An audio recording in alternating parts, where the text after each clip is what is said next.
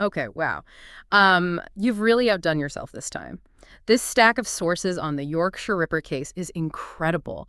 News clippings, Wikipedia entries, you even got your hands on a copy of the Byford report. Yeah, it's amazing how much material is out there. It really shows how much this case affected people. I mean, everyone wanted to understand what happened and why. Absolutely. And that's what we're here to do today. Mhm. Obviously, we're going to go over facts of the case, but I'm sure many of our listeners are already familiar with the basics.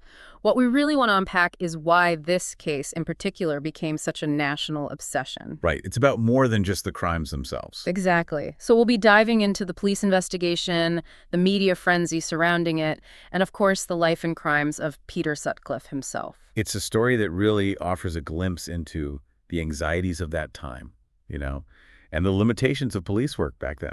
And how those limitations had devastating consequences. So how did Peter Sutcliffe, this seemingly ordinary man, evade capture for so long while terrorizing northern England? That's the question that haunted the police and the public for years. Let's rewind a bit to the beginning. Peter Sutcliffe, born in 46, seemingly normal guy, right?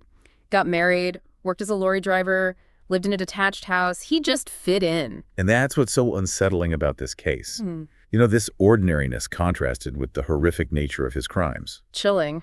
It's almost scarier to think that he could have been anyone, living in any town, just hiding in plain sight. But even with that being said, there were signs, even early on, of what was to come. In 1969, he attacked a woman in Halifax with a stone. His friend, Trevor Birdsall, was the getaway driver. That's an interesting detail. It is, because it marks the beginning of his escalating aggression, and it was a missed opportunity for intervention. Who knows what could have happened? Imagine if someone had connected the dots back then. It's easy to say that now, though. Hindsight's 2020, right? And it just escalated from there. In 1975, he committed his first documented Ripper attack, brutally assaulting Anna Rogulskij with a hammer. This was a turning point. The moment he crossed that line from assault to attempted murder. And he didn't stop there. Just 1 month later, he attacked Olive Smelt. This time he used a knife. It's like he was testing the waters, seeing what he could get away with. And tragically, his attacks went from brutal assaults to cold-blooded murders. His first murder was Wilma McCann in October of 1975.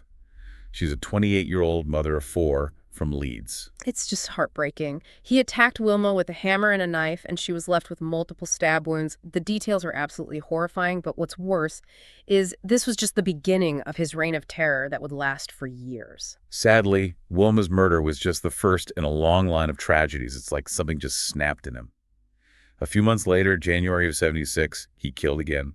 This time, it was Emily Jackson. Emily's murder was different. The level of violence was just unreal. He stabbed her 52 times. 52. It wasn't just about killing anymore. It felt personal, like he was trying to inflict as much pain as possible. It's like that quote from Sutcliffe, remember? When he talked about the urge to kill any woman he saw. Said it was almost uncontrollable. God, it's bone-chilling. Makes you realize these weren't just words, you know? This was his reality. And the fear everyone must felt, knowing he was out there and they had no idea who he was. Tragically, he proved that point again and again. His next victim, Irene Richardson, was murdered in February of 77. She was a sex worker. And that detail, unfortunately, fed into a dangerous assumption the police were working under. You mean the assumption that he was only targeting sex workers? Exactly. It created this big blind spot in the investigation and let Sutcliffe operate more freely, targeting women outside of that group as well. It just shows how easy it is for biases, even unintentional ones, to impact these investigations. It's terrifying, really. And the murders didn't stop, did they? In April of 77, Patricia Tina Atkinson was killed in her own flat in Bradford. Can you imagine? Not even safe in your own home. The brutality of her murder, it sent shockwaves through the whole country. Nobody was taking this lightly anymore. It really hammered home the fact that no woman was safe from this guy. And then came the murder that really shook everyone to the core and turned this case into a national obsession. 16-year-old Jane McDonald murdered in June of 77. Jane's murder was a turning point, for sure. Her age, the fact that it happened in a more public place. It shattered this idea people were clinging to, that they were safe if they were careful. The pressure on the police must have been unbelievable. Did they have any strong leads at this point? They had moments, glimpses of a break, but nothing concrete. You know about Jean Jordan, murdered in October of 77. Well, they found a vital clue at that crime scene, a 5-pound note that Sutcliffe had actually given her. Seriously, they had a link back then but still couldn't catch him. How is that even possible? That's where the limitations of police work at that time really show. This was before sophisticated data analysis and all that. The note was eventually traced back to a specific wage batch. But there were so many moving parts, so much information. He just slipped through. That is unbelievable. It's sickening to think that this tiny detail, this single 5-pound note, could have changed everything. It really could have, but it didn't. And tragically, his crimes continued. January of '78, he killed Yvonne Pearson. And her murder, it was particularly brutal, even for him. Attacked with a hammer, her body hidden, and it wasn't even discovered for months. God, the families. To live with that kind of uncertainty, it's unimaginable. And then not even a month later, he struck again, killing 18-year-old Helen Ritka. Helen's case always gets me because of what Sutcliffe said after. He talked about the urge to kill being practically uncontrollable. And it's just chilling, It gives you this horrifying look into the mind of a serial killer. Yeah. The detachment. No remorse, just cold. And his words were tragically accurate, weren't they? His reign of terror continued. In May of '78, he killed Vera Millward, a mother of 7, just while she was out buying cigarettes. An ordinary errand. It's terrifying because it shows how indiscriminate he was. These weren't all targeted attacks. This could happen anywhere, to anyone. He was just stalking the streets looking for his next victim. It's easy to see how the whole country was captivated by this case. The Yorkshire Ripper wasn't a ghost. He was a monster hiding in plain sight. But even monsters make mistakes. And as we'll see, fate and maybe a little bit of luck finally caught up with Peter Sutcliffe. It's wild to think that while all of this was happening, with police desperately trying to put the pieces together, this whole other layer of complexity was unfolding, the whole Wearside Jack thing. It's like something out of a movie.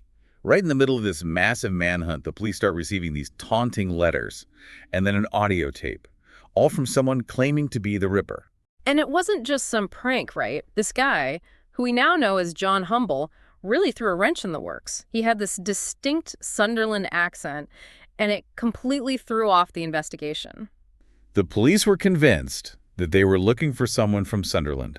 They even went public with the voice recording. And the real Ripper was just out there, free to keep committing these horrific crimes. It's just unbelievable. It really shows you how fragile these big investigations can be, and how easily misinformation can derail everything. It makes you wonder, what was going through John Humble's head? Seriously, what would possess someone to do something like that at such a critical time?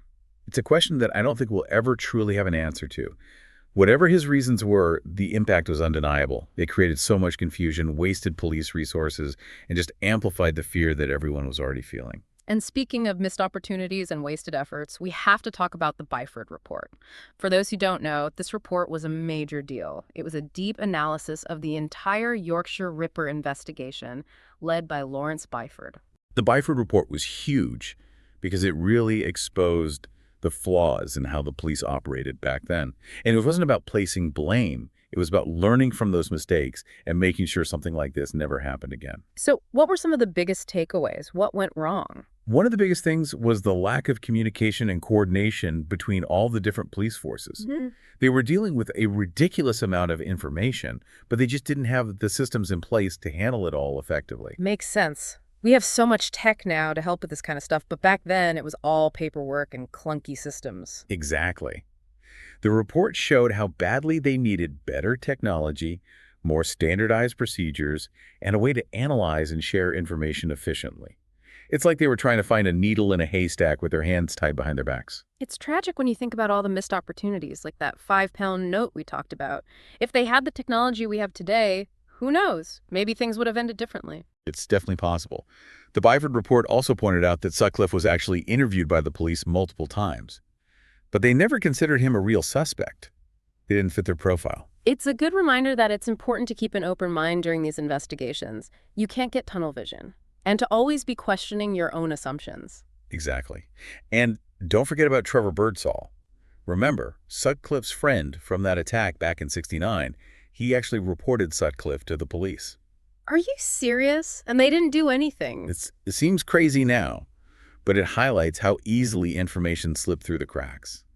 Every detail, even something seemingly insignificant, could be important. Every lead needs to be followed. This case, It's heavy stuff. It's hard to even wrap your mind around all the twists and turns, the cruelty, the loss. It is. But I think it also serves as a reminder of how far we've come in terms of criminal investigation. We have so many more tools now, better training, and we understand the criminal mind so much better, in part because of what we learned from this case. So where does that leave us? We've uncovered the horrors, the near misses, and the eventual capture of a man who terrorized a nation. It's a reminder that even in the face of unimaginable darkness, we can learn, we can adapt, and we can strive to create a safer world. Thanks for joining us for this deep dive. It's been dark, but it's been real.